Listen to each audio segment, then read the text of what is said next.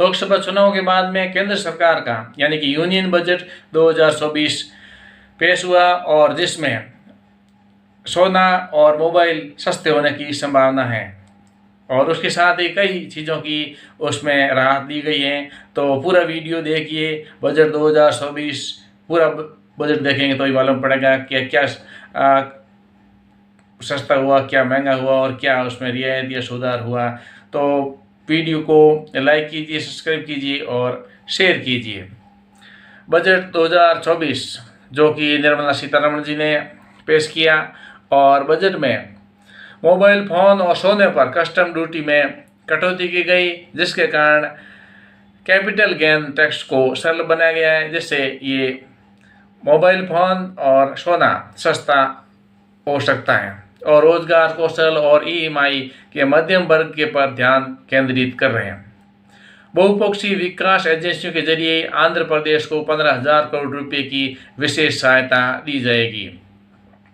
बिहार के कुछ सिंचित और बाढ़ रोकथाम परियोजनाओं के लिए 11,500 करोड़ रुपए की वित्तीय सहायता बजट में रखा गया है। वित्त वर्ष 24-25 के लिए कैपिटल एक्सपेयर 11.11 लाख करोड़ रुपए का तय किया गया है और कृषि और इससे जुड़े सेक्टर के लिए 1.52 लाख करोड़ रुपये आवंटित किए गए हैं। इस बजट तो बहुत लंबा है, क्योंकि पूरा बजट तो बहुत लंबा हो जाता है। इसमें खास करके सारांश की जो मुख्य बातें हैं वो मैं आपको बता रहा हूँ। खास करके टैक्स पेयर्स के लिए बात की जाए तो उसके टैक्स पर में वित्त मंत्री मिडिल क्लास के लिए स्टैंडर्ड डिस्काउंट को 50% बढ़ाकर 75,000 रुपये करने के साथ नई इनकम टैक्स असेसमेंट सिस्टम चुनने वाले टैक्स पेयर के लिए टैक्स स्लैब में बदलाव किया है और उन्होंने कहा कि न्यू टैक्स रिजीम के तहत सालाना 17,500 रुपये तक की बचत होगी और नए टैक्स सिस्टम में टैक्स की दरें कम हैं। इसमें मिलने वाली जो छूट है वो न के बराबर है। एक साथ इस बजट की मुख्य बातें में न्यू टैक्स रिजीम के स्टैंडर्ड डिस्कशन में 50,000 रुपये से बढ़ाकर 75,000 रुपये की गई है। पेंशनर के लिए और फैमिली पेंशन पर कटौती 15,000 रुपये से बढ़ाकर 25,000 रुपये तक की गई है। वित्त मंत्री ने इक्विटी के फ्यूचर एंड ऑप्शन में सिक्योरिटी ट्रांजैक्शन टैक्स एसडीटी को बढ़ा दिया है। इस ऐलान के बाद शेयर बाजार में गिरावट आई। न्यू टैक्स रिजीम के तहत स्लैब में बदलाव किए गए और 3 से 7 लाख रुपए के बीच आय पर 5% और 7 लाख से 10 लाख रुपए के लिए 10% और 10 लाख से 12 लाख रुपए पर 15% टैक्स का प्रावधान किया गया है। न्यू टैक्स रिजीम में सैलरीड कर्मचारी इनकम टैक्स असेसमेंट में 17,500 रुपये तक की बचत कर पाएंगे। कैंसर की 3 दवाओं टैक्सुमजेम, डेक्टिव और ऑसिमेटिव और डुगरल लोगों की कस्टम ड्यूटी पूरी तरह से छूट दी गई है, क्योंकि भारत में कैंसर की काफ़ी बीमारी बढ़ गई है। मोबाइल फ़ोन, मोबाइल सर्किट की बोर्ड असेंबली और मोबाइल चार्जर पर कस्टम ड्यूटी घटाकर 15% किया गया है। सोना और चांदी पर कस्टम ड्यूटी घटाकर 6% और प्लेटिनम पर 6.4% किया गया है। शेयरों की रिप्रेजेंट होने वाली इनकम पर टैक्स लगाया जाएगा और स्टार्टअप को बढ़ावा देने के लिए सभी वर्ग के निवेशकों के लिए एंजल टैक्स खत्म कर दिया गया है। विदेशी कंपनियों पर कॉर्पोरेट टैक्स की दर 40% से घटाकर 35% करने का प्रस्ताव रखा गया है।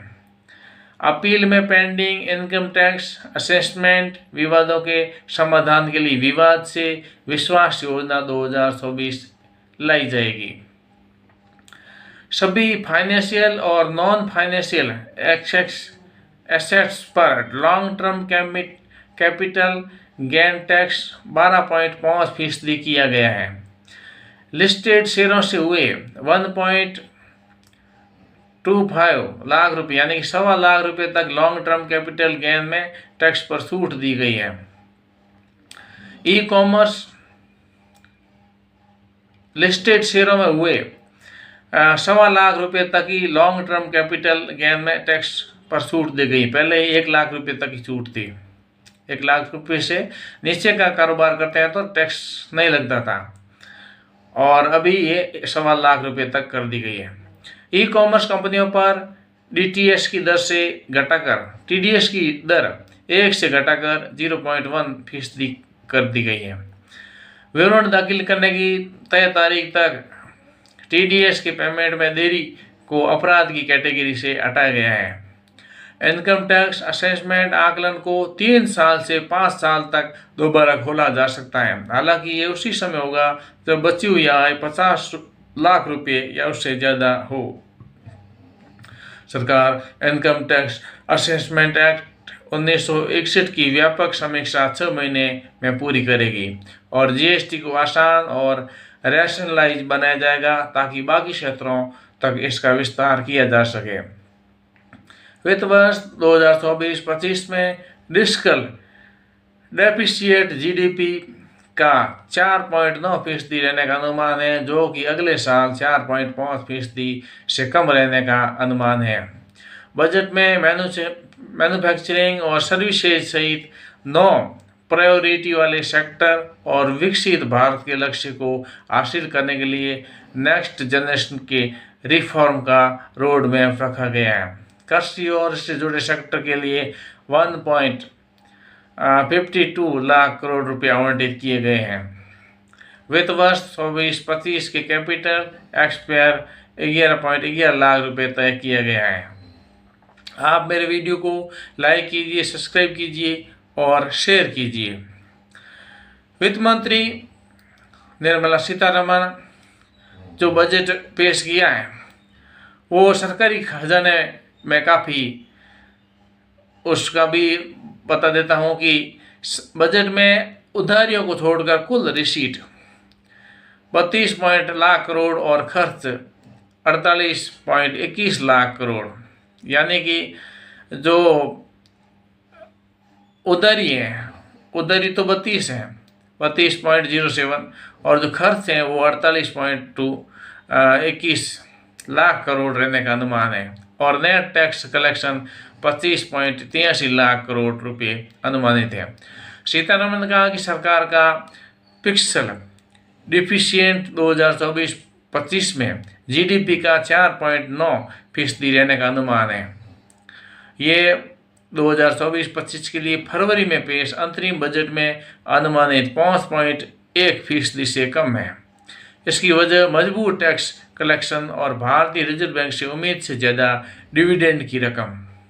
उन्होंने ग्रॉस मार्केट डेट को मामूली रूप से घटाकर 14.01 लाख करोड़ रुपए कर दिया है। आप मेरे वीडियो को लाइक कीजिए, सब्सक्राइब कीजिए और शेयर कीजिए। निर्मला सीतारमण भारत के एक अच्छे और जाने माने और कई सालों से ये बजट पेश कर रहे हैं, तो उनको काफ़ी एक्सपीरियंस है, वित्त मंत्रालय उनके पास है और उन्होंने काफ़ी बजट पेश किए। बजट की हाईलाइट को वो एक दिखावे के रूप नहीं करते, बल्कि एक संकल्प के साथ में बजट की जो संकल्पना लेकर के देश के सामने पेश करते हैं। उनमें इनकम टैक्स मोर्चे पर मिडिल क्लास और नौकरी पेशा लोगों को राहत देने और अगले 5 साल में रोजगार के मौका बनाने के लिए 2 लाख करोड़ रुपए के बजट एप्लीकेशन की घोषणा की है। अपना 7वां और नरेंद्र मोदी सरकार में 30वें कार्यकाल का पहला बजट पेश करते हुए ऐसे समय जब दुनिया में अनिश्चितता है और भारत की आर्थिक विकास दर एक एक्सपेक्टेशन यानी अपवाद बनी हुई है और आने वाले सालों में भी ऐसा ही रहेगा। राजनीतिक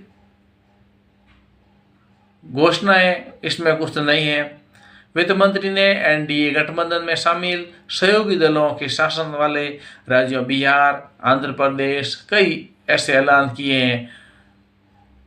वित्त मंत्री ने बिहार के लिए एक्सप्रेसवे, बिजली घर, हेरिटेज कॉरिडोर और नए हवाई अड्डों जैसी इंफ्रास्ट्रक्चर प्रोजेक्ट्स के लिए 60,000 करोड़ रुपए का आवंटन करने की घोषणा की।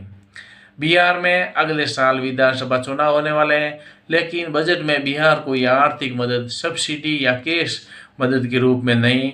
इसी तरह आंध्र प्रदेश के कई एजेंसियों के जरिए 15,000 करोड़ रुपये आवंटित किए गए हैं। आंध्र प्रदेश में तेलुगु देशम पार्टी टीडीपी हाल ही में एनडीए में शामिल हुई थी। निर्मला सीतारमण ने बजट में ग्रामीण विकास के लिए वित्त वर्ष 24-25 के लिए 2.67 लाख करोड़ रुपए का ऐलान किया है।